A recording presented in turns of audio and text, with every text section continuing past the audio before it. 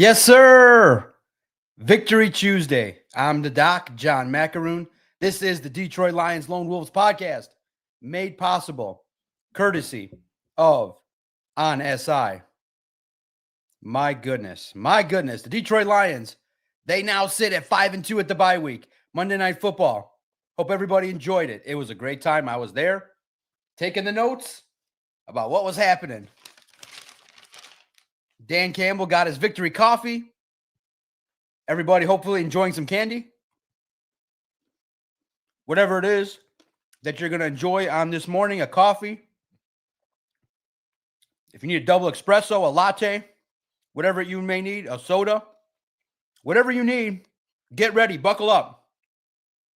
Some good things to talk about. Some concerning things to talk about. Jared Goff sacked 4 times. Offensive line not meeting their own personal standards. But first, cheers to the Lions. 5-2. Everybody's happy. Victory Tuesday is ever so sweet. 5-2. It's great to beat the Bucs. It's great that the officials screwed the refs. The officials screwed the Bucs. You guys are going to need to explain to me what the hell happened. I read the pool report. I guess Dan Campbell challenged the spot per se, and then they looked it over, a first review. At that point at Detroit Podcast, I'm just laughing at the refs. I'm like, these officials are stupid. This is a clown show. The first call went against the Lions. Upon second review, y'all need to know that you need to be here and join the show. First 100 people, thank you. Hit the like button. We're going to recap it. Get your comments in. It's a great day to be talking about the Detroit Lions. Oh, my goodness. Enjoy your candy. Feels like a good day to enjoy some candy. M&Ms. What's your favorite candy? My kids are liking the Nerds, M&Ms, Snickers.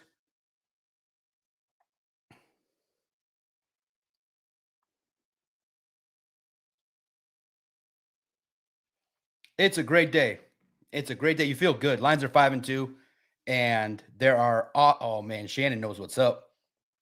Shannon knows what's up. Twix. Shout out to Mr. Poole, Anakin, Ghetto Boy Juan.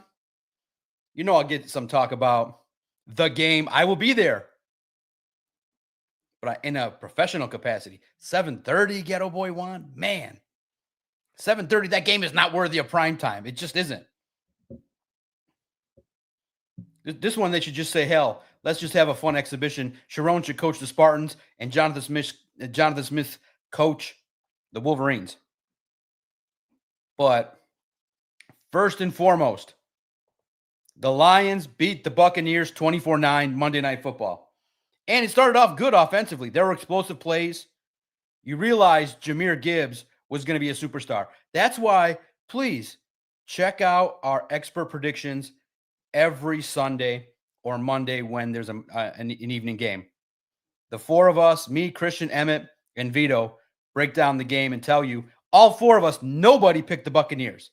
Remember, on paper, the Lions are supposed to lose. Someone crunched all the numbers, did all the analytics. Someone, I read it, I read it. I respect the person to read it. But on paper, the Lions are supposed to lose. But I guess maybe some people will realize, the more you know, that this is a people game. My comment was, Amon-Ra St. Brown. It took me all of 48 nanoseconds to document that this team is going to be carried by Amon-Ra St. Brown, Jahmyr Gibbs, and David Montgomery, all of whom are better than anything that's on the Buccaneers. On paper, the Lions are supposed to lose. What does that tell you? They crunched all the numbers. On paper, they're supposed to lose. Gibbly goop, gobbly bloop. Doesn't mean crap. Why? Football is use your eyes and know the talent. And also, Vegas don't lie. Like, you just discount Vegas. 4.5, 5.5, 6.5. Don't discount Vegas. On paper, they're supposed to lose. On paper. I do all these crunches. I can tell you all the numbers. The DVOA indicates that the Bucs rush defense is really good. Congratulations, man. On paper, you put out a wrong prediction. But I will say, I can't own the fact that I didn't know the Lions defense was going to ball out like that. I did not. I thought the defense was going to suck. So we kid around. On paper, we kid around. I didn't know the defense. Oh my God, the defense played great. The defense surprised everybody. And that's a credit to Kelvin Sheppard. But also, too, the Buccaneers were a little bit battered. Let's keep it in context. It doesn't matter. The Lions beat down the Buccaneers. On paper, listen, on paper, I know that the Lions have Jahmyr Gibbs. I can read Jahmyr Gibbs. You can feel it. It was not that difficult to surmise that Jahmyr Gibbs is somebody that deserves a lot of touches. So quickly here, let's just recap this game real fast here. Get your comments in. We'll read a bunch of them. Mr. Poole, Anakin. Hit the like button. It's the free way to support the Lions on SI podcast. All goes back into the podcast to help support journalists, Christian, Vito. Now, it started off Bucs winning the toss. They gave the ball to the Lions. And it was a great drive. Early on, Jahmyr Gibbs had an explosive. He's the best player in the NFL. You have him. Speedy.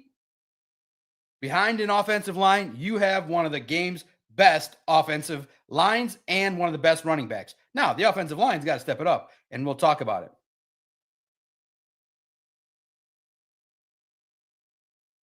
Also, number 25, the rookie, helped you out in that first drive of the Buccaneers. Gave you a penalty that extended the drive. And then then later, he was all couldn't keep his footing trying to guard Amon-Ra St. Brown. 7-0. Then the Lions' first drive, when they go out on defense, they stop the Bucs. The second drive sucked because they Jared Goff, one of his 2 turnovers, fumbled. PQ. Do you have a sore throat from booing and chanting? Refs, you suck. No, I feel good. A lot of energy, liquid courage, a lot of cherry Pepsi. I'm just tired. Up till 2, wake up at 5:30. And now if you check the Lions website, the Lions on SI website, the power rankings are out, and the Lions are number 1 again, in some. Let me get this out real fast. The Lions, so my headline is, just for the fun, I put in one part of the headline, the Lions are better than the Chiefs and the Colts. Just a troll, because I can. And again, for those of you listening, I just troll around. I have no personal vendettas against anybody. Power rankings are out. So I'm going to tweet it out here. Power rankings. Why Lions are better than Chiefs and the Colts. Just for fun. Again, sports is a lot of needling, a lot of joking around. So please don't ever take the nonsense that comes out of my mouth really seriously. But on paper, some people think the Colts and Chiefs are better than the Lions. But the Chiefs fans are we got a lot of nice rivalries brewing.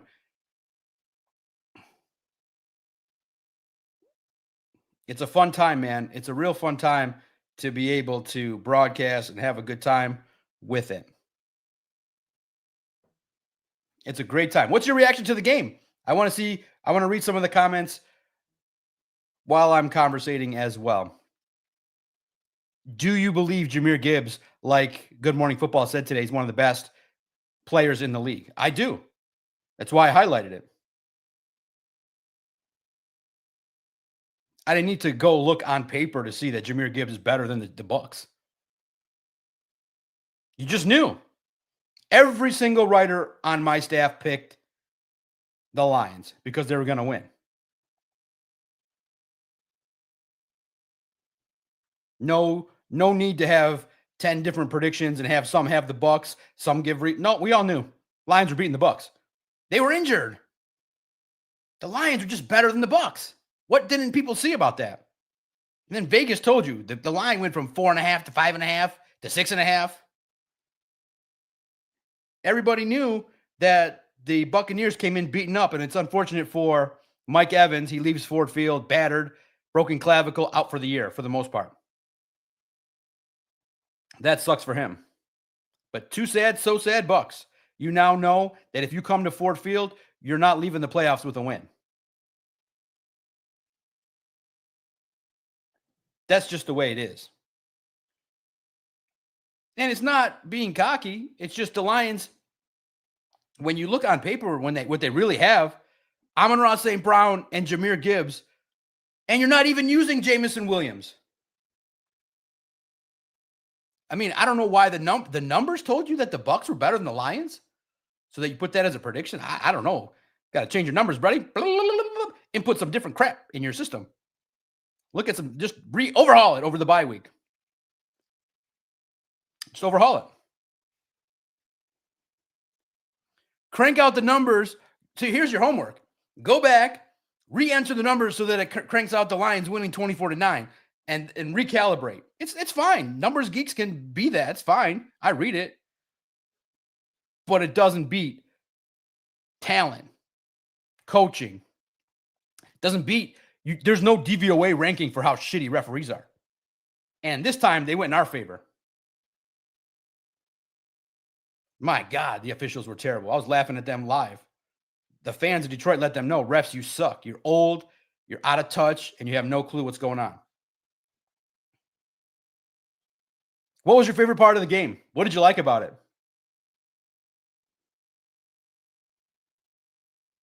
What was your favorite part of that contest? I just thought I tweeted it live. I had a real deja vu moment in that game. For real. I was in the stands in 2011 against the Bears in October. It was like chills, like deja vu, real deja vu. Jahmyr Gibbs is speeding down, and I'm like, wow. It was just like Jahvid Best. I was in those stands screaming when Jahvid Best was running down against the Bears. I was there. And when I saw that now I was in the stands as a Lions fan for that game, Monday Night Football. The roar was a little bit louder, I think, for Best, but that roar was nice. I'm up top. But I had the chills. I literally felt it. I was like, wow. So I tweeted it. I was like, wow. I literally feel the same feeling I had when Jahvid Best did it. Jahvid Best was longer, but I think Gibbs' rushing touchdown was the longest run since that play. Not as long, but since that play. Whew. I felt it. I don't know if you guys felt it too, but I can't cheer. If you sit next to me in a game, which is weird because a couple guys that sit next to me to my left, they're all breaking down the game and doing their hand gestures, and they're like doing their film review in the press box, which you're technically not supposed to do, but I get it. It's entertaining. I bet you can surmise who those two people are.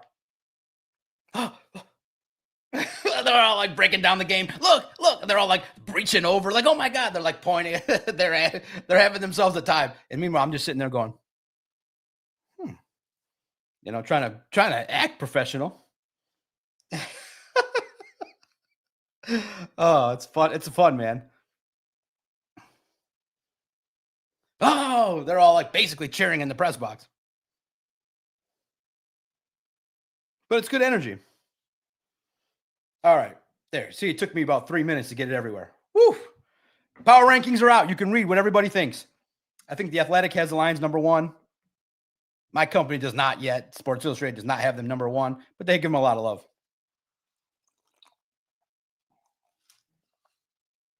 Man, Jahmyr Gibbs and Amon-Ra St. Brown carried the day. Who's the game MVP in your mind? Jahmyr Gibbs, right? On the second Buccaneers drive, man, number 46 blew up the play on third down. Man, did he get there quickly and ended their drive. Unfortunately, the Lions on their next drive went for it on fourth down. I didn't like the call. I think you should go up 10-0. These are little nuggets of things I don't like. If you have, listen, I understand the aggressiveness. I understand the on-paper people that say, well, Doc, it tells you that at that point, the analytics say he was 48 He was 56.4% that the Lions will win the game. I don't care. I love the aggression, but in that kind of game, you also have to remember the analytics don't factor in that Mike Evans is not there. Egbuka's got a hamstring. It's a little bit tight. Get to 10-0, take the points. And then if you're going to go for it on 4th and 2, the call was terrible. You're going to throw, I get it. You got this big, tall receiver in Isaac Tesla. Take the points. In essence, on paper, theoretically, on my yellow paper, listen, I'm respecting you guys. I have the yellow paper. I should get some green paper. On paper, once you get to 10-0, you won the game. You won the game.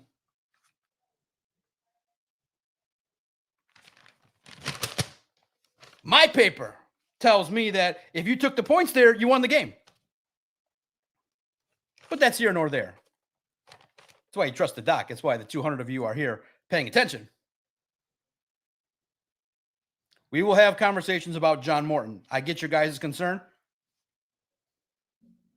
We will talk about it. But let's have some love. That's right. We won.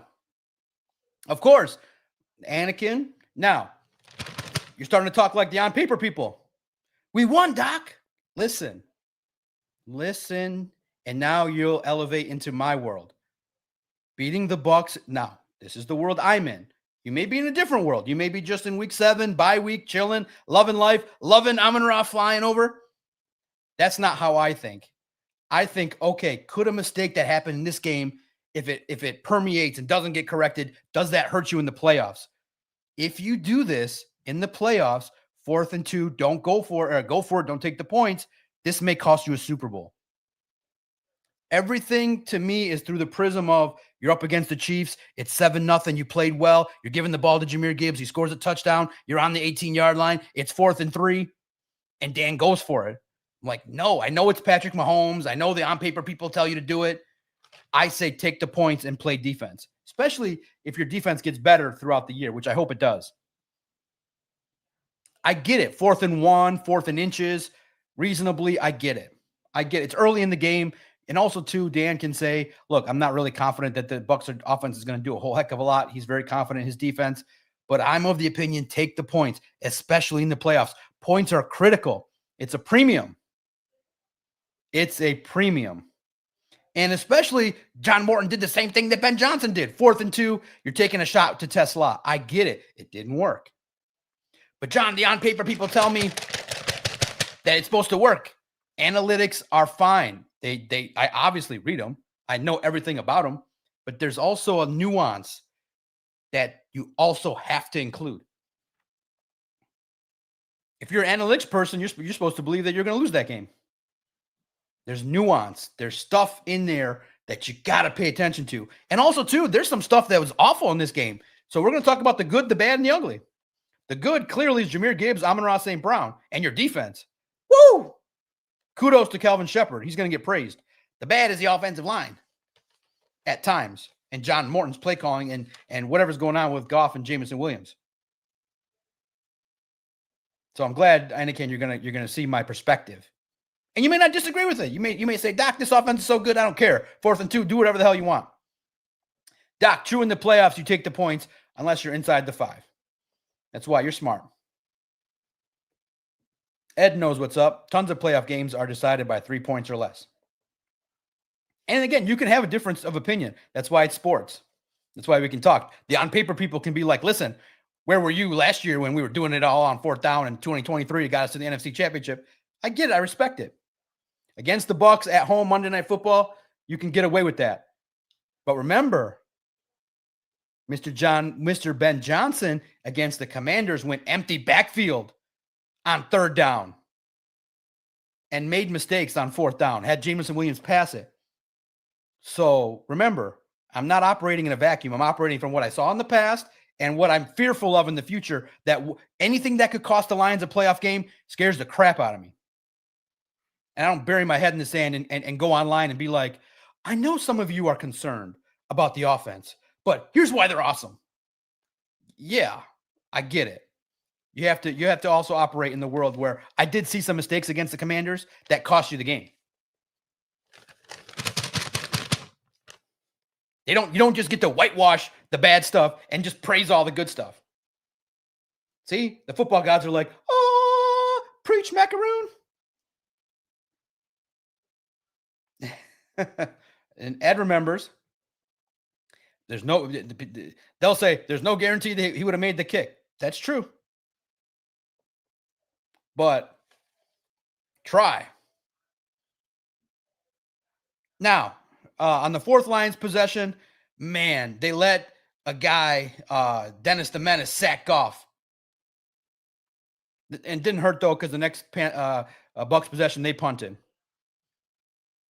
And then you get the Gibbs, the beautiful Gibbs run, and he was off. There was no stopping him. Fifth Lions possession. It was weird because this was when the crowd got rowdy. I think this might have been when the refs you suck chant started, when the penalty happened to number 11. Everybody was mad because everybody, I think at that time saw, maybe there was I think the replay saw, and you guys got to remember the details of the game. I'm trying to watch the game, trying to type a story, trying to be engaged, try to deal with the guys that are like hand fighting each other next to me. So there's a lot going on in an ADD world. I'm already ADD as it is. The guy next to me is like, look at this online. I'm like, do your film review on your own time, man. Just kidding. But after I think the crowd got rowdy, then there was a 78-yarder. It was beautiful. Gave me goosebumps. At that point, it's 14-0. You got momentum.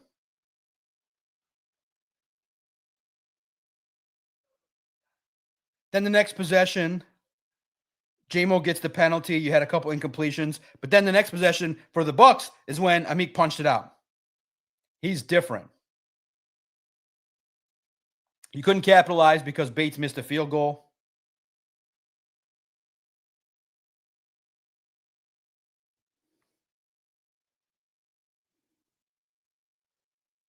So,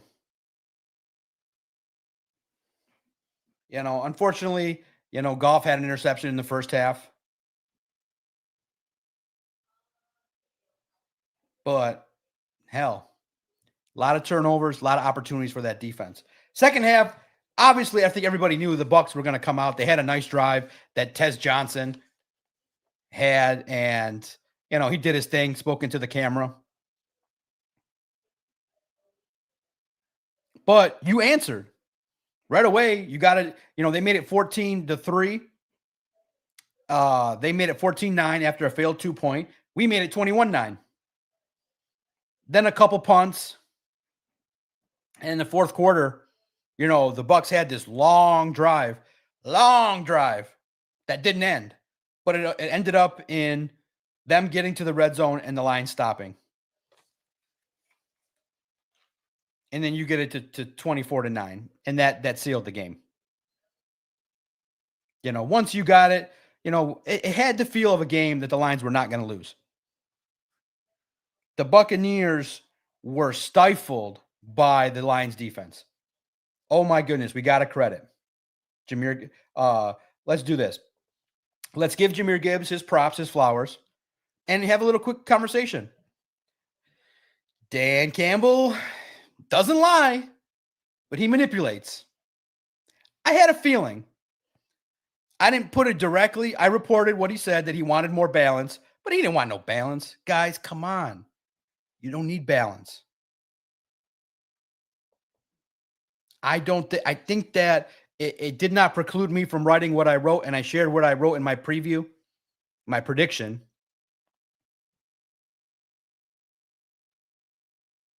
And also, too, guys, here's the nuance. On paper, the Lions were not supposed to really have a lot of success running the football. The Buccaneers were a team that stopped the run. Aha. When you have a good play, set it up properly, you can have some good moments. I think Jahmyr Gibbs should be the focal point of the offense. Jahmyr Gibbs and Amara, 14-0, baby. Do you think Jameson Williams jealous that the best photo of the year doesn't involve him? I would be. But let's look. First of all, sorry, I went 25 minutes and didn't highlight the best photo of the year. It's the best photo ever, probably. It's the best photo ever. Oh my God. It was awesome. Going viral. Everyone's loving it. I need to know what you guys think. Make sure, guys, for free, please smash the like button. If you have any questions, I have a tease for you. I have a name for you to pay attention to. Clearly, in Detroit, we like guys with familiarity. And if the defensive coordinator likes guys from his alma mater, I have a name for you. If you want the name, couple super chats, I'll drop it. A name to pay attention to, which you've heard before. It's not Trey Hendrickson. It's not Max Crosby. You give me some super chats, 2, 3. Hit the like button. Get the likes to 50. Retweet. I'll drop a name that I'm kind of hearing maybe the Lions are interested in. Logical, sensible, reasonable. I have a name. Reasonable. At the trade deadline. And also, too, we will start this week. Let me lay out real fast the coverage. This is the bye week. I will take a little step back. It's like a little mini vacation. I'll still do a podcast. Might even do it every day. Peek in a little bit. But the guys, Vito and Christian, will recap the first half throughout the week. Dan talks today.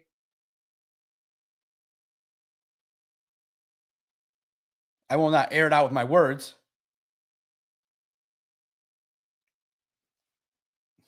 I don't even know why they that's weird. It's because why it changes. I don't know. I got to ask them. I got to ask. Why can't I broadcast when Dan's going to talk? It's so weird. Oh, because maybe then people will start pestering if it doesn't happen. I don't know. It's so weird. Half past. That's so weird. I don't get why. Half the time they say it on the radio, and then I just say it. Oh, I can technically answer your super chat, friend. $4.99 super chat from Chief IT Hips. Good dude. Good man. He's a Dolphin, right, Doc? Wrong. That is a name that's being bantered about. Jalen Phillips. But he's always hurt. I don't like Dolphins. They're infested. But see, the problem is a lot of these guys you're going to hear about are on bad teams. Because the good players are not going to be off. And that's what sucks is, the Bengals got to win, so that probably precludes them from trading Trey Hendrickson. It is not a Dolphin. Shout out to you. Thank you, $4.99 super chat. I have a name. It'll make sense when I blurt it out. It's not sexy. It's a name that'll go, all right, Doc, it makes sense. It's logical. Aha. I just go off of patterns. Again, as a respected podcaster, you go off of pattern, feel.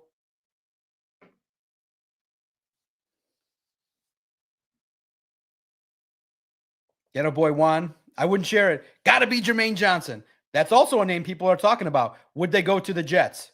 But that's not the name in my head.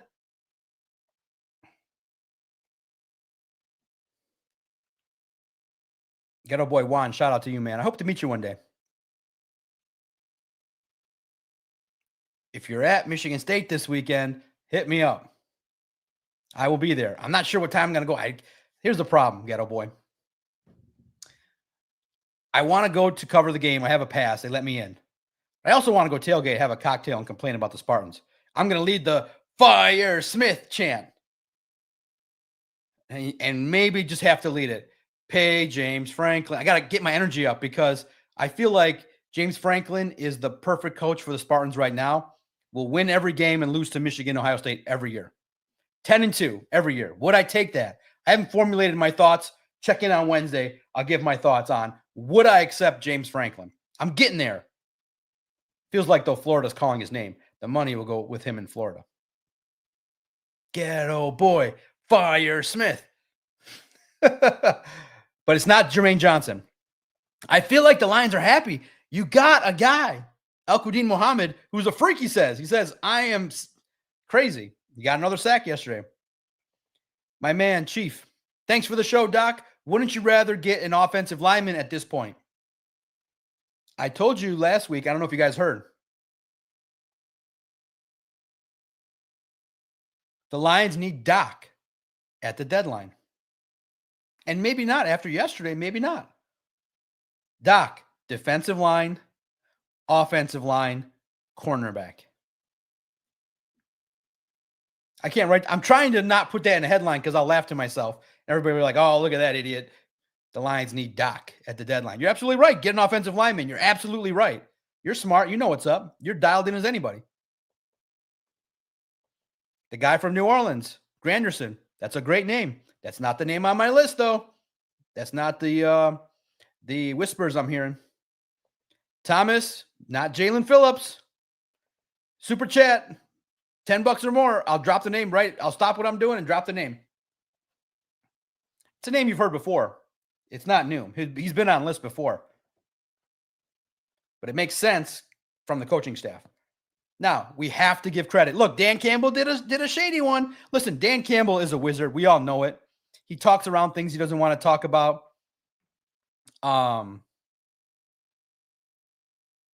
He said, we want to get more carries for David Montgomery, which is right, but I don't think they want it balanced.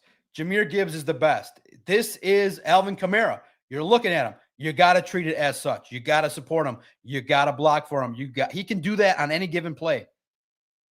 You got to see more of it. I feel like Jahmyr Gibbs is right up there with the best of the best.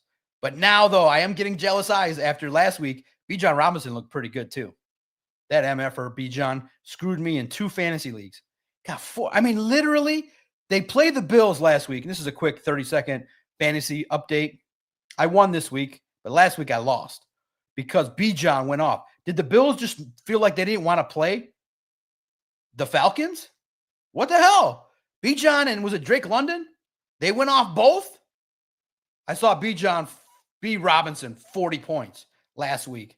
And I said, Jesus. I actually did say on the day that Gibbs was drafted, I think that's where people started following me. I said, I got a feeling the Lions are going running back, and I picked wrong.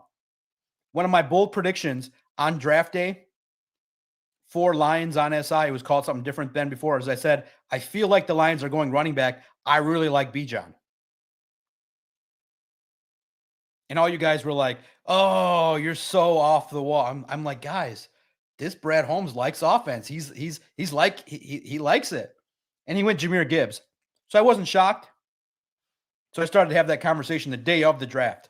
The day of the draft, I said, I'm feeling running back. That was a good one.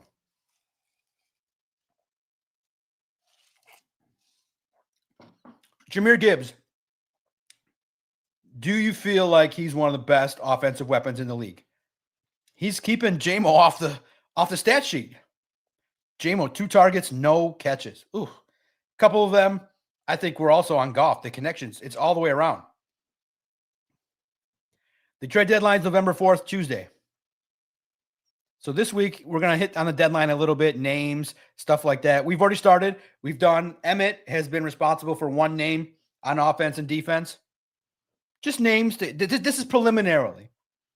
This is Emmett and the crew just saying, hey, who's some interest? Now, my job is to lock in on who's the more realistic target. I got a name, but I'm not going to give it up. It was great. Definitely Jaws up there. Smash the like button. More likes. 250 people in here on a work day, man. That's fun. Having some fun, recapping the Lions game and the Detroit Lions being 5-2. That's really awesome, man. Smash that like button. Leave your comments. It's a great day to be broadcasting, man. It's a great day to be part of the Lions community. Jeremiah gets in. He wants to know right away. We're going to get to it. Jeremiah, shout out to you, man. Hopefully hit that like button. What's going on with John Morton and the usage of Jamo? That offense is becoming stale and predictable. It's either Goff not trusting Jamo or the play calling. Get your comments in. I'll have my thoughts on it just a little bit later. You guys, I'm going to start saying, you guys want to be negative already? We're trying to celebrate See, See, I think that when you guys say, "Oh, the negative media," I'm going to say it's the negative fans. This is what you want to talk about? Yes, I want to talk about it. I'm not going to poo-poo it. I want to talk about that too. I have thoughts. But let us bask in the glow of a victory, Mr. Jeremiah. Must we go to the negative right away? You must be one of them on paper people. But I respect, no, I'm different. I respect all comments. I don't say the weirdest comment I ever heard, and journalists do it too, is they're like, I hate the radio, but I listen every day. I hate 97.1. No, you don't. You go and listen because that's what the real fans say. Now, it's the vocal minority, or a lot of people think it, but the ticket has its place. I find it a travesty that there's a radio station that takes callers. What? The ticket is one of the most entertaining ticket play. The ticket is one of the most entertaining places where you wouldn't have heard the Legion of Woe, the Legion of whom? It came from a ticket texter, or it came from the internet. You must be a gambler, Jeremiah. That's what it is. You're a gambler. Do you have a problem? Do you got to call the 1-800 number? Did JMO not get you your fantasy points? Maybe. We'll talk about it. I will not poo-poo it. If you stick around, I will address it. But let's bask in the glow of positivity just a little longer. Trust me, I can go negative. You know that. But let's bask in the glow. Don't steer the dock ship into the negative portal where people say, I hate the ticket. Yet you guys, I hear you in the media room. You talk about the ticket every day. I hear you. Sounds hypocritical. I hate the ticket, but let's talk about what we hear on the ticket. So maybe they're talking about something that caught your attention, which is their job. Aha. They talk about things and spur conversation that maybe you don't want to talk about. I hate the ticket, but we talk about the ticket every day. I wouldn't know what's said on the ticket if you guys would stop talking about it in the media room. Aha. I hate the ticket, but I'm going to tell you what was talked about on the ticket. I wouldn't know that the callers were talking about the offense if you didn't share it. But thank you. I listen to the ticket. I listen to everything. I consume everything. And I weigh in on it. Some things I like, some things I don't like. Some things on paper I love, some things I don't love. And we all have conversations about it. But stay on track, people. Jahmyr Gibbs is, I think, one of the best players in the NFL. I think that you got to nurture it. You got to upgrade the offensive line and continue to add depth. In the draft next year, I'm talking about this year, you got who you got, but you need another left tackle to compete with Manu. Manu is the incumbent, but I would want better. Find better. Somebody that I think comes in with some college experience at left tackle, could be right on the same level as Manu. They'll push each other and they'll compete. I am not giving the job to Manu next year automatically. Might be Decker's job, but he's getting older. This might be it for Decker. You got to support the guy that is speedy and the burgeoning, and maybe he's already there. Has he arrived? Has Jahmyr Gibbs arrived with that 73-yard run? Oh, my goodness. That was awesome. That was awesome to see. It was great. And it was a photo. Monday Night Football was a photojournalist's dream to be able to take this photo. Wow. Again, I went longer. My apologies for going 40 minutes without sharing this photo. It's awesome. It's awesome. It just makes you feel good. What's the one word you think of when you see this photo?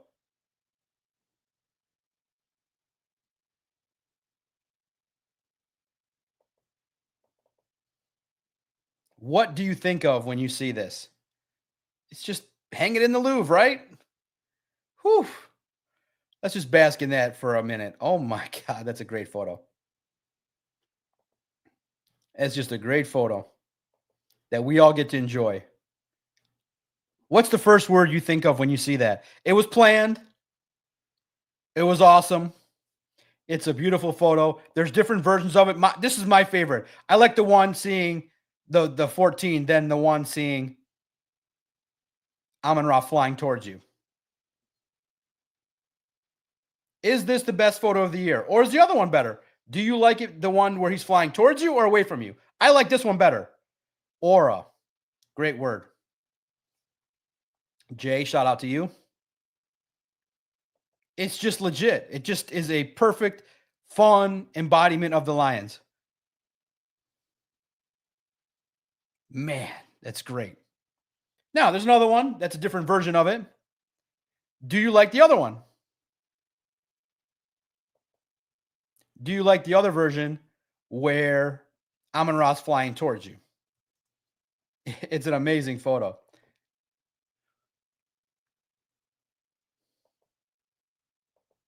It's an amazing photo. It captures the fun, but I don't see it being as good as this one.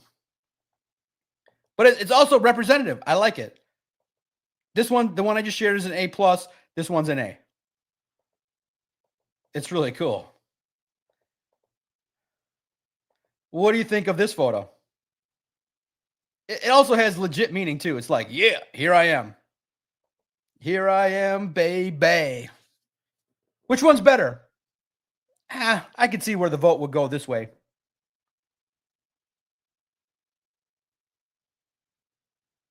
This one's better in my mind.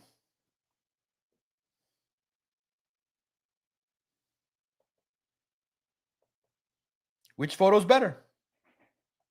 Jahmyr Gibbs, kudos to you. I feel like fantasy owners are happy with him. I feel like he's getting better.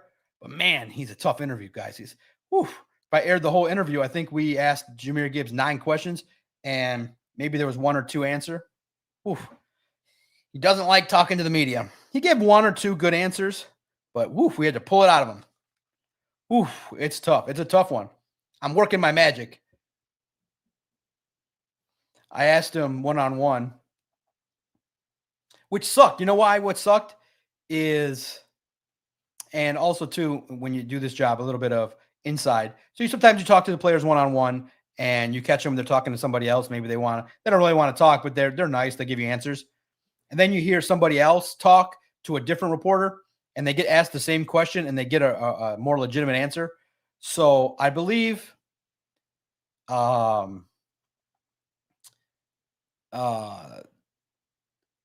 want to say, that could be wrong, but I'm just going to say, let's just say if Jack Campbell's first game, I don't know if he was in the same draft class as Jahmyr, but a similar player, they asked about, and one of my questions to Jahmyr was, you're going back to the Chiefs, to Kansas City. It was the place of your first game. How did you feel? He goes, I just want to win. And that was about it. And I think Jack Campbell was asked the same thing, and he gave an elaborate answer. Oh, I was so nervous, and I just wanted da-da-da, and he elaborated. And I'm like, man. But I still like talking to Jahmyr. I still try. But he ain't down with the elaboration. And you're just like, man. I asked the same question. It was simple and straightforward. Hey, you're going back to the place you had your first game. What did it mean to you? Whew. Guys, we got also too, just real fast, as always, visit Detroit Podcast. That's the hub of the operation. That's when you know the show is going to drop. That's when you know stories break. We got, I talked to at least a dozen players yesterday in the locker room. And also too, if you go check out the video, you will see me. I can't tell you with who. It's a surprise. In the post-game video by the Lions. You want a little drama with these camera people? If you want a little drama and diversion from football, let me know when you want to hear it. I'll share with it. Because I thought it happened to me. It happened to another reporter. And I thought he was going to throw down. I thought there was going to be a confrontation. I'm different. I am like Amik Robertson. But I'm about to throw down on these camera people. Problem is, I think one of them was a Lions person. But another reporter almost did. I saw the rage. I saw the bubble. I looked right at him when it happened. If you want the drama, let me know. Hit a super chat. I'll share the drama. because it happens to me all the time. And mostly it's my fault. But these camera people are aggressive. They violate my boundaries. If I was a real person, I'd file an HR complaint. Stop touching me. The cameraman did something to somebody else, and he got the look. I saw it. Now I'm a psychologist. I'm observant. I saw it. The rage almost came out. But I feel like the guy was processing like, hey, don't do nothing. I got work to do. I saw it. And I feel the same way. I am the same way. Don't touch me, fool. Stop touching me. Stop poking me in the back, bro. I don't care. I'm short. I moved in front of you. Move out of the way. Stop poking me in the ass. But I never say that. I say it here. If you want the drama, I'll share it. These cameramen be like, you want me doing what you're doing to me? Want me just kind of keep... I'll share the drama if you want it. Super chats, likes, smash the like button. I almost saw it. I saw the beast in someone's eyes. Almost. It was right there. I saw it. I know I saw it. Or I could be projecting, but I know I saw it. These camera people, man. You camera people can't act like that. I'm going to file an HR complaint. That's it. As I'm talking. Problem is, I don't know who it is. But I was in the way. You can tell I was in the way of some of the camera guys. You see the side of my head blocking the Lions camera. Too bad, bro. You got to get around me. I need my shot too. Kudos to the Lions defense. Oh my God. You know, we're going to get to John Morton, JMO, the concerns.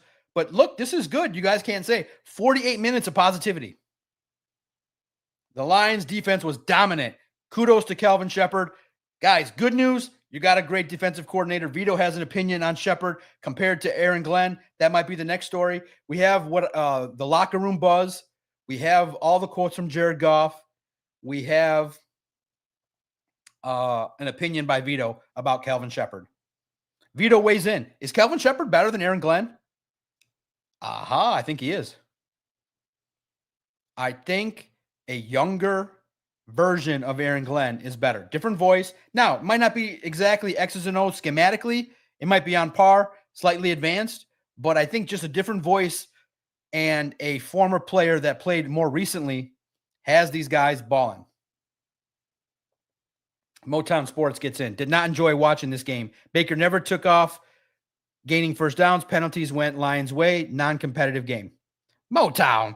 You went the entertainment factor. You went the style points. I get it. Style points, it did come to a grind. It wasn't as entertaining as I think a lot of people liked. I didn't care. Now, to me, here's the thing.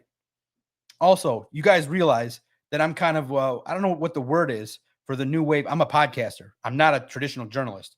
So I have a rooting interest. Like, I obviously want also what's best for, some people say root for radio. I root for interesting. That's all I root for.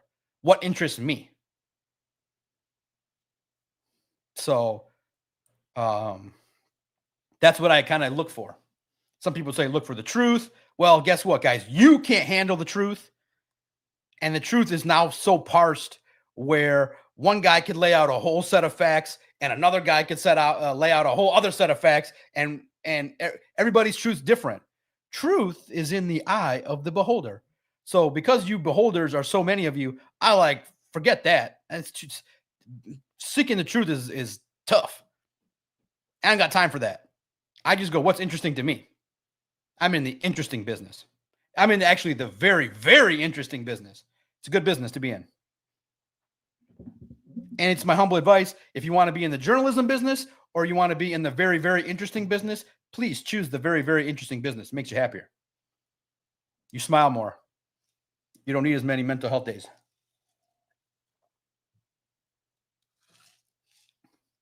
The interesting business is fun.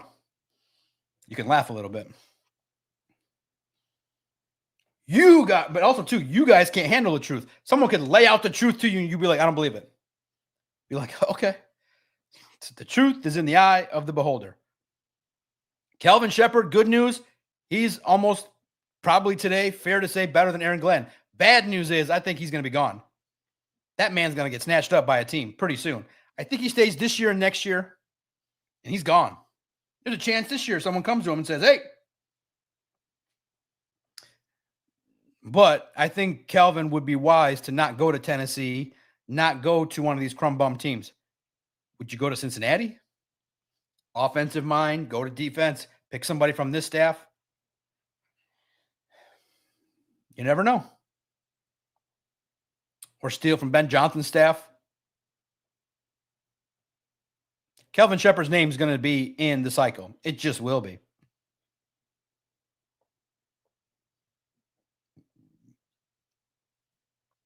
What did you think about Kelvin Sheppard? What would you use to describe the Lions' new defensive coordinator? He's intense. He is passionate, and he's got the solid fire on the sideline. You got to love it. And the man is respected by the players, and they balled out 9 points. My goodness. Punching out the ball at a high clip, getting those turnovers. Look, even though Aiden Hutchinson didn't get all those sacks, got a ton of pressures. A ton. Ed says elite. Absolutely. It's inspiring. And actually, for a guy that loves defense, that performance is one in which you go back and watch it again for the defense. The defense was dominant. Credit the defense. Everybody picked the Buccaneers to score at least 20. Everybody. Because you thought all those injuries, you got Baker Mayfield. It was respect level given to Mayfield. Evans was out there, but it was a team that was hurt. Oh my. Motown Sports. Look like the 85 Bears. I've joked with the media about that quite a bit. Every year at training camp, I joke with Jeff Risdon. I walk by and go, 85 Bears. After I see the defense give up 200 yards to the offense. I go, 85 Bears, huh? And he always laughs. Or they get a couple pressures and sacks. They have a good day. I'm like, 85 Bears. He's always laughing at me.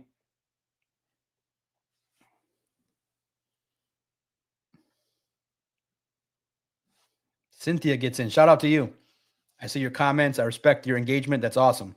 Sheppard is a dog's dog. Nice.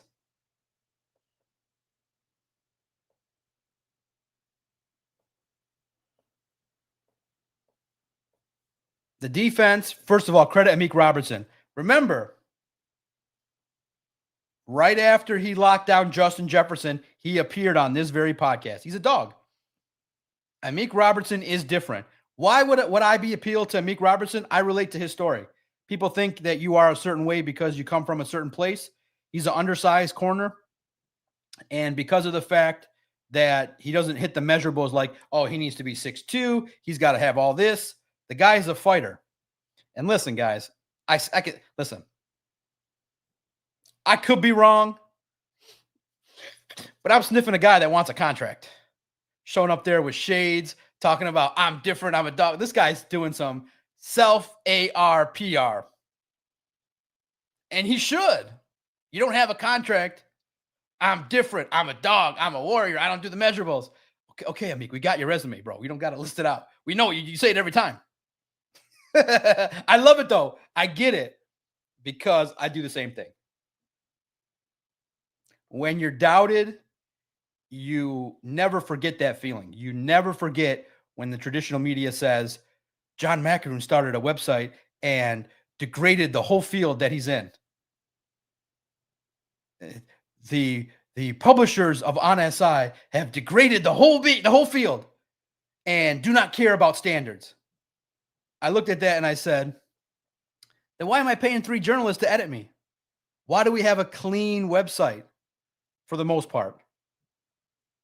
Why am I putting all this effort into clean video, good audio, all this equipment? Because I have no standards? So people, if you want to know why I'm hard on the traditional media, because none of the traditional media ever asked me how I run a website.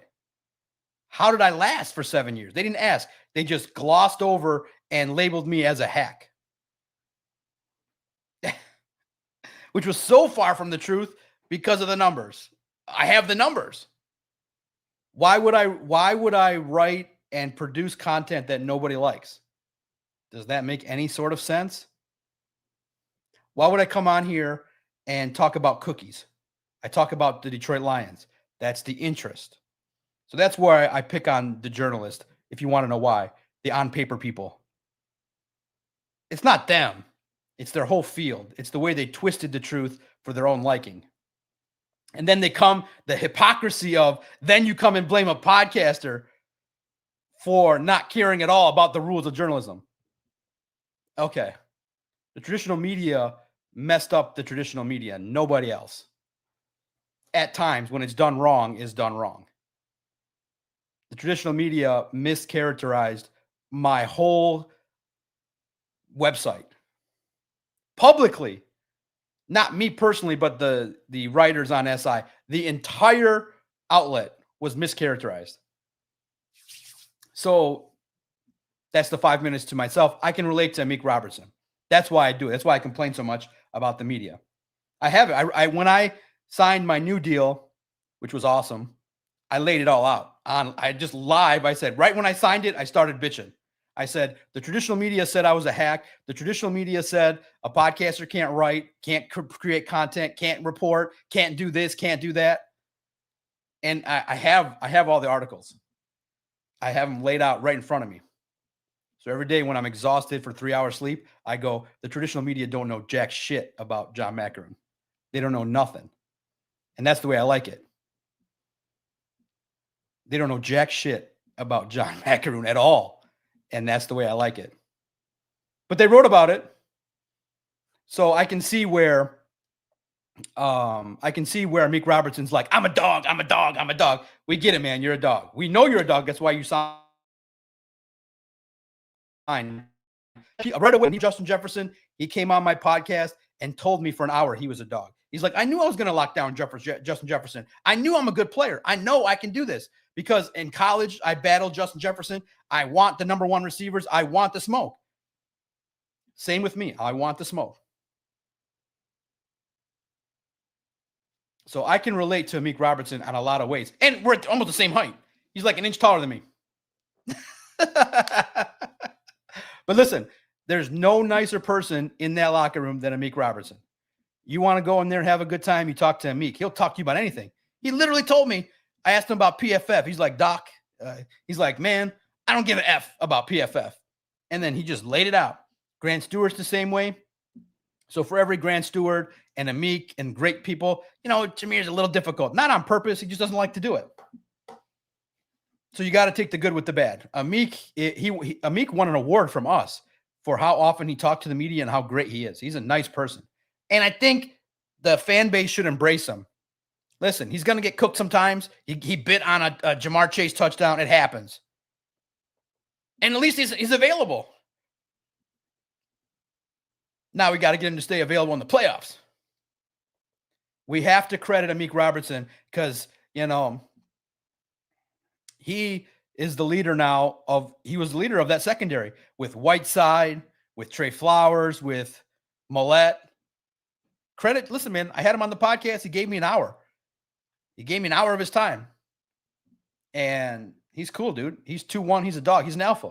You got to be that way. That's why I respect him. I relate to him in a lot of ways.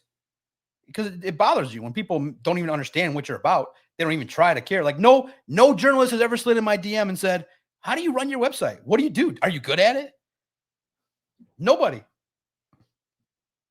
To this day, which is crazy, there's only been one person that slid in my DM to ask for a job, legitimately, and that's Vito. I gave it to him. A couple people have asked for internships, opportunities, questions.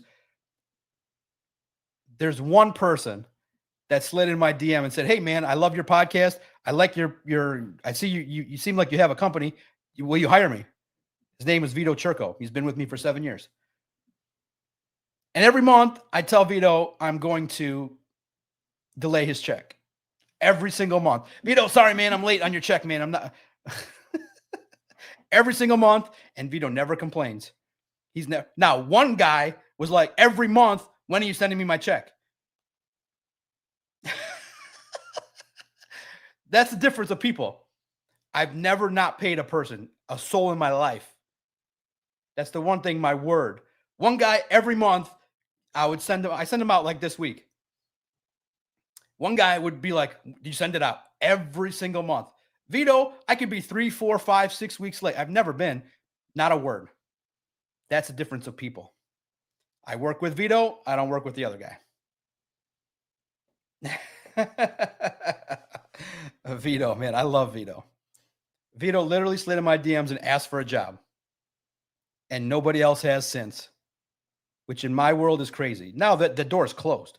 The door is closed. I stick with the people I've worked with. Christian, Vito, Emmett. Emmett, I saw at Michigan State work like a dog. I was like, man, dude, you're grinding.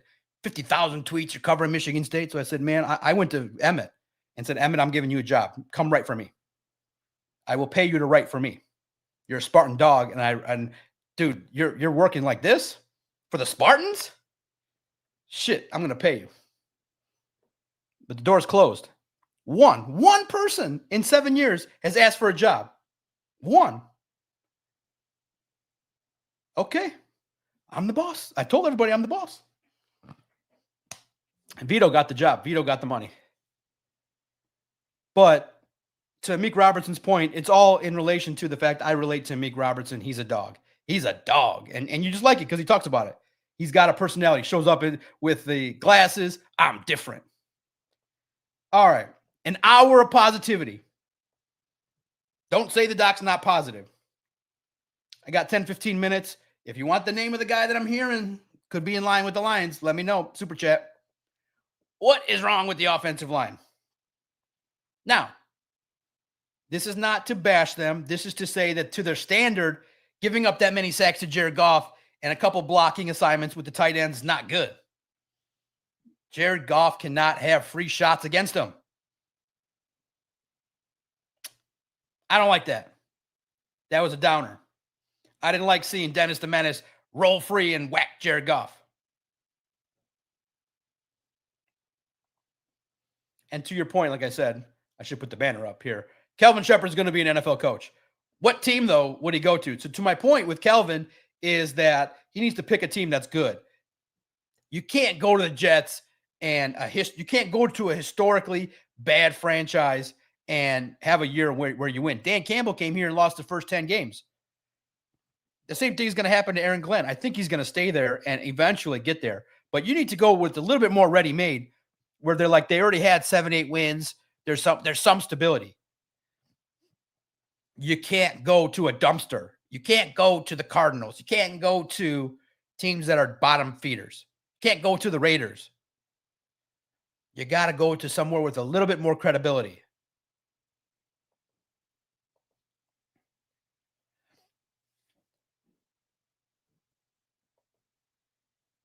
Yeah, Kelvin Sheppard is going to be a head coach soon.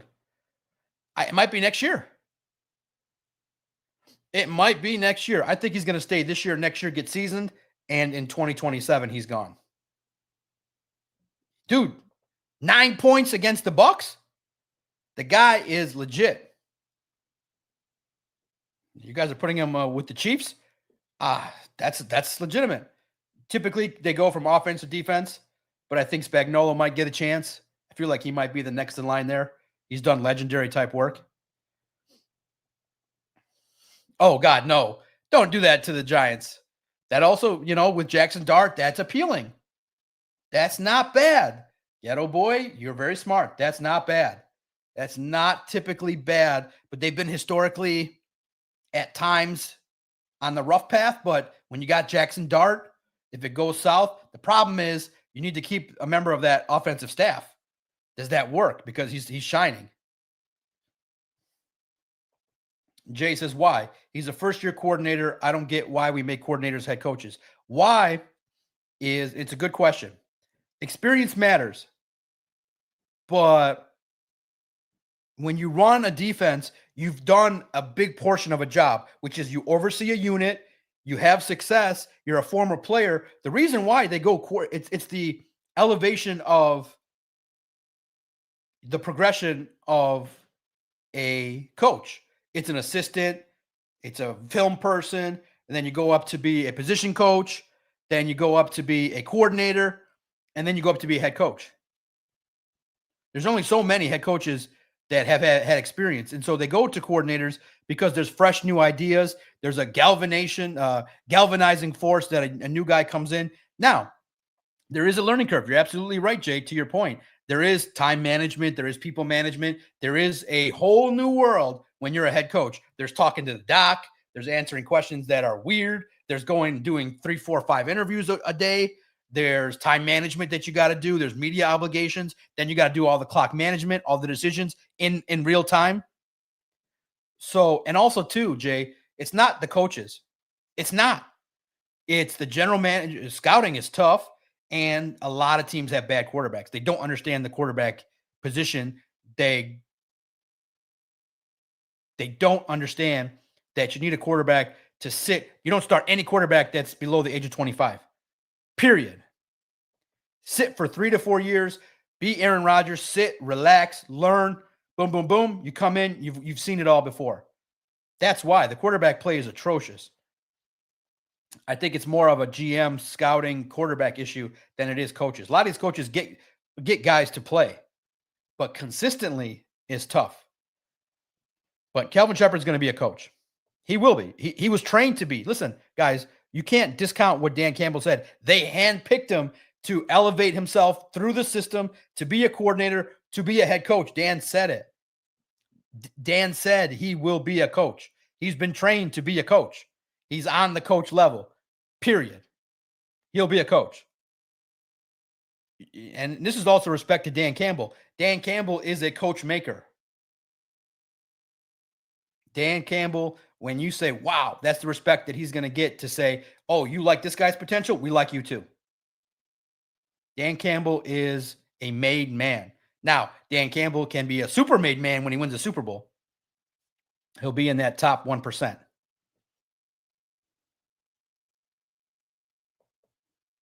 With the offensive line, you got to stop. There's got to be a couple areas of improvement with the blocking scheme, with miscommunications, and not letting free shots. Look, you can miss blocks and get beat sometimes, but you can't have the communication to the point where Sam Laporta goes out in coverage, goes out to run a route, and Dennis the Menace whacks Jared Goff. Can't have that. No. That's not good. Every time Jared Goff goes down, there's a time to be like, uh-oh. So be careful. Uh-oh. So I think the offensive line, there's times where there's inexperience between, Tate Ratledge and Mahogany, and there's opportunities at times where, look, it's a tough position. The Bucs are good at what they do. What's wrong with the offensive line this week? The Bucs have a legitimate, great defensive mind that knows where to expose weaknesses, that knows where to stunt, that knows where to expose gaps to get their guys free. That's high-level defense. So it's not per se so much the offensive line, but in the realm of what the line's got to do when they say we got to clean it up, you got to block, you got to communicate, you got to move your feet, you got to shuffle, you got to do what you got to do. You got to do what you got to do, and that's far too many sacks on Jared Goff, far too many. 24 points is good. When you have a defensive performance this week, the defense and listen, guys, Penei Sewell is one of those alphas where they scored 24 points. They win the game. He wasn't happy after the game. He wasn't happy that he missed the block for Jahmyr Gibbs. He just wasn't happy. They didn't dominate. He said it, and check the video at Detroit Podcast. He said this week was a defensive game. He said the Lions will be truly dominant when we play offense better and stop leaving points on the board. When we stop having that fourth down miscommunication. When we stop having all those punts that we gave up. All those missed opportunities after turnovers. They're talking like their head coach. It's beautiful. They're talking like how I talk. You think after 7 years and all the things I've accomplished, I'm happy? No, I want more. I'm doing a video podcast. I'm trying to do more stuff. I've done all that. I've done the videos, done the website, done the sport, done the covering. I've done it all. Now I want to do more. You got to challenge yourself. They said, video podcasts are what people are doing. I was an audio guy. I said, oh, fine, I'll do it. I'll try it. I'll try to grow it. 4,000 subscribers. That's pretty good. For a guy that had no real understanding of the YouTube game, I was strictly an audio guy. I was happy. I was in my lane. I was like the Steelers. 10 wins every year, never really win a championship, but you're successful. They said, hey, there's a new challenge out there. These young cats are doing video. You do it too. I said, all right, let's hop in. The water's pretty good. you can make some money doing this. I said, all right, let's try it. So far, rent money, it's not bad. Not bad at all. They say do some shorts. I'll do some shorts. I'll clip and also too, I am the one clipping the videos. I love editing. That was I'm like John Morton. I love being in the lab. But the Lions have the same mentality. They're never happy. 24 points, 78 yard, whatever, 73, 4-yard touchdown run. The Lions offense is not happy. I love it. That's championship mentality. Never happy, never satisfied. How concerned are you with the offense? There's 300 people in here. Smash the like button for me. I got about 5-10 minutes left. I got 4 or 5 more stories to go. Dan Campbell talks today, but I'm not going. It's the bye week. Listen, I don't like to reveal this a lot, but the media's wore out. Like, you're all in. When you do this job, you're all in day and night. So hopefully, if there's a time I ask a question and the words don't exactly come out perfectly, it's because we wake up at 5 a.m. after going to bed at 3 a.m. That's today. So after this, am going to go for a walk, hit some golf balls, publish some more stories, check the YouTube stuff, and then I'm sleeping. I'm out for a week. I'll write stuff, but this is the bye week for me too. But this week, I will assign all the mid-season stuff to Christian, Emmett, and Vito. They will pick me up this week. I'm the Taylor Decker this week. I'm Decker. I'm Joseph. I'm out. I'm exhausted. But still to the point of like good exhausted. It's like let me get a break. Let me do something else. Hit some golf balls, go out shopping, watch some volleyball, watch some soccer, watch the other sports I love, watch some wrestling. This is my week to be like, before we nail it to the end of the season. What's wrong with the offensive line? Gots to be better to their own standard. Now, you guys are concerned with John Morton. I get it. What's my concern level? 6.2 out of 10. The play calling could be better. There is not enough explosive passing, but there's a lot of good opportunities with the blocking to get intermediate catches and yards after the catch. Listen, there's a lot to praise this offense. Amon-Ra St. Brown, Jahmyr Gibbs are thriving. Can't complain. But within the intricacies of the offense, things could be better. Jared Goff hasn't had the best last couple games. Turnovers have kind of upticked a little bit. That's the ebb and flow of the system as teams start to figure out a little bit how to pressure John Morton, how to pressure his offensive line.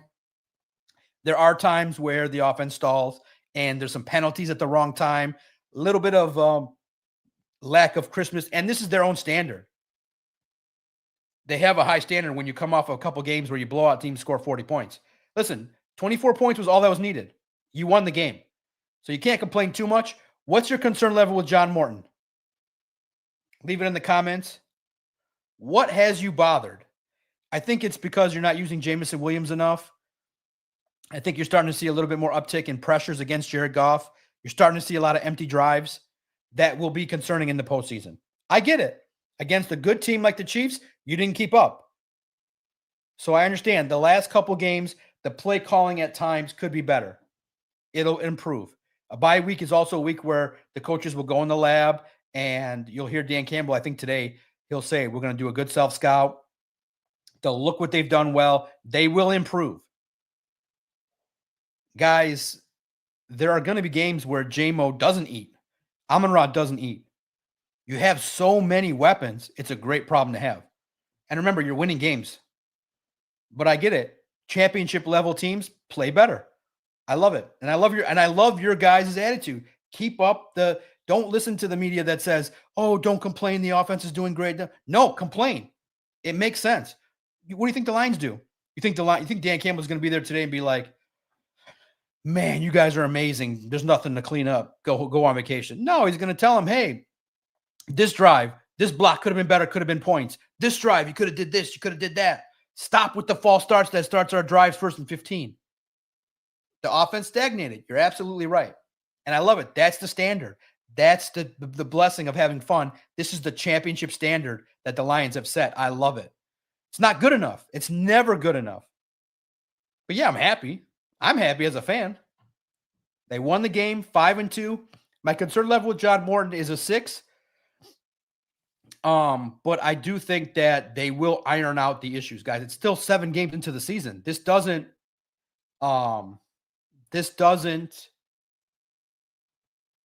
reflect a permanent, conclusive spot of this offense. It will get better. It has to. Now, the last topic, and Jay gets in with a comment about it. J-Mo is, you can't have a $26.5 million blocker. I'm sorry. Look, first and foremost, let's get to Jay's comment. And listen, I will go to end the broadcast if you don't give me a super chat. I have a name to focus in on. It'll be a story. It'll probably be tomorrow. A player to focus in on. Jay gets in. Doesn't eat and 0 receptions are different. They are. You're absolutely right. We're going to talk about it. Jameis was one of the most explosive players with the ball. Shorter routes, I feel like we put him in this deep threat box. This deep threat box. Absolutely. You're absolutely right. I fully endorse your comment. You can do more with J-Mo. But within the confines of a 17-game season, there's going to be games like this where his job is to open things up for Amon-Ra and Jahmyr Gibbs. It would be different if they lost the game. So you're absolutely right. Moving forward after the bye, I do think that you can use J-Mo in such a different way with his speed. I feel like he's on the level of a Jackson Smith and Jigba. But he's not used that way. Slants, screens, more targets, hand it off to him, pitches. You can use J-Mo in so much of a different way. Where's all this improved route running? Dig routes, in routes, slant routes. Okay, they're taking him away deep. He can't be in the slot. You can use J-Mo so much better. And I think that, listen, his messaging today, I think, was just trolling and bye-week boredom. But he did post something. Is there truth to that, to his sadness? I think it's just no football. Listen, man, he's a team guy. He got paid. So it's not going to mean anything. He got his money. But I think for the betterment of the team, he should say it. Now, if this was happening to me and I'm an alpha and I want the ball more, I just would be like, listen, man, I love this. You always preface it with niceness. This offense is great, but I feel like we could be greater if I had the ball more. I feel like we would have won the game 45-9 if I could just get a couple more targets my way. And if me and Goff got on a better connection and if I got a couple more, targets early in the game. Like, don't go away from me if I miss one route or if I drop one ball. Don't stop going away from me. Feed me the ball. Wasn't it Keyshawn? Give me the damn ball. Give me the damn ball. In a nice way. You still always praise. You say, look, man, we're led by Amon-Ra. We're led by Jahmyr. But he's got to be like, I want to be in that mix where it's a lethal trio. But he's nice. Like, he's like humble in the media. I feel like it's been forced on him. I feel like it's just different. Like, just check out his, just in the end, check. I feel like there's a Doc Thoroughbred inside of J-Mo, but when he's in the media, he's like this. He sits there and he's like, yeah, I love blocking, man. It's part of the game and I win and it's fun. And then when he's out there on the field, it's like Michael Irvin time. So they're stifling the inner, hey, give me the damn ball. It's not a bad thing. On this team, it's not a bad thing. Give J-Mo the ball more. It's absolutely correct. It's stifling. I don't like that. You can tell. I mean, J-Mo's sitting there just hyper-focused on his words, trying to talk all nice. Like, be yourself, man. It's okay. We're not going to bite your head off. It's okay. Personality's fine. That's where a little bit of the corporate stuff, sucks. We need JMO to be a little bit like a Meek. I'm different. I'm a dog. You can't guard me. He's more corporate now. I get it publicly. It doesn't hurt. It's more professional. But for JMO, I think the targets are going to come. Minnesota just got exposed. I mean, if John Morton's a lab rat, the Eagles just exposed the Vikings. Hint, hint, hint. There are opportunities. And I did put out that tweet on purpose at Detroit Podcast. The Eagles showed you how to kind of beat teams that are taking away deep shots. It can be done. You got to scheme the guy open. You got to have some intermediate routes. You got to have some slants. You got to have some comebacks. You got to have the whole route tree. Yeah, JMO should not be stifled. That guy's a thoroughbred. He isn't A.J. Brown. He's a Devonta Smith. Devonta ate this week. How do I know he went up against me in fantasy? Had to fade Devonta. JMO can be better. All right, 80 minutes. That's my time. Thank you humbly. What's your concern level with JMO? In the comments today, when you guys listen to this, I want to know what your guys' thoughts are about the win, the 24-9 win. Is Jahmyr Gibbs a guy that should get now the bulk of the touches?